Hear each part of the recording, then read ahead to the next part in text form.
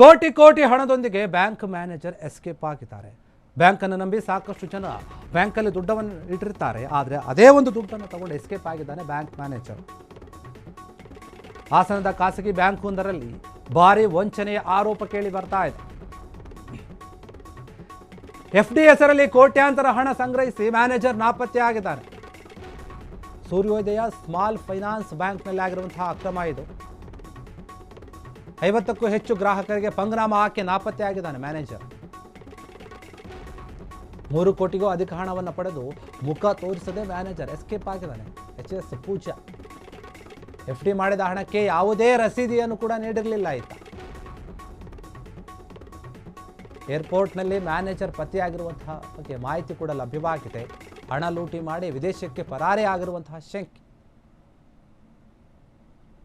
Passport ರದ್ದು ಮಾಡಿದ್ದಾರೆ ಅದೊಂದು ನೋಡಿ.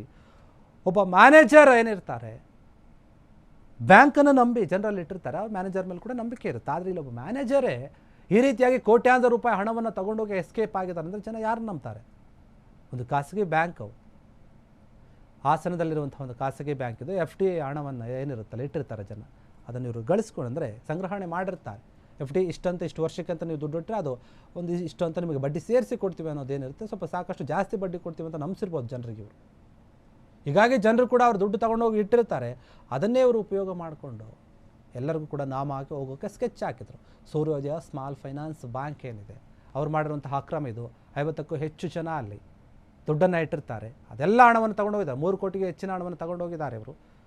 ವಿದೇಶಕ್ಕೆ ಹಾರುವ ಪ್ಲಾನ್ ಇತ್ತು. ಏರ್ಪೋರ್ಟ್ನಲ್ಲಿ ಮ್ಯಾನೇಜರ್ ಪತ್ತೆಯಾಗಿದ್ದಾರೆ ಅನ್ನುವಂಥ ಮಾಹಿತಿ ಕೂಡ ಲಭ್ಯವಾಗಿದೆ. ಹೀಗಾಗಿ ಅವರು ಪಾಸ್ಪೋರ್ಟನ್ನು ರದ್ದು ಮಾಡಿದ್ದಾರೆ. ಹಾಸನದಲ್ಲಿ ಅವ್ರಿಗೆ ಹುಡುಕಾಟ ನಡೀತಾ ಇದೆ. ಮೊಹಲ್ಲಾ ಠಾಣಾ ವ್ಯಾಪ್ತಿಯಲ್ಲಿ ವಂಚನೆ ಪ್ರಕರಣ ಆಗಿದೆ. ಪೊಲೀಸರು ಕೂಡ ಅವ್ರನ್ನ ಹುಡುಕ್ತಾ ಇದ್ದಾರೆ ಇದಕ್ಕೆ ಸಂಬಂಧಪಟ್ಟ ಹಾಗೆ.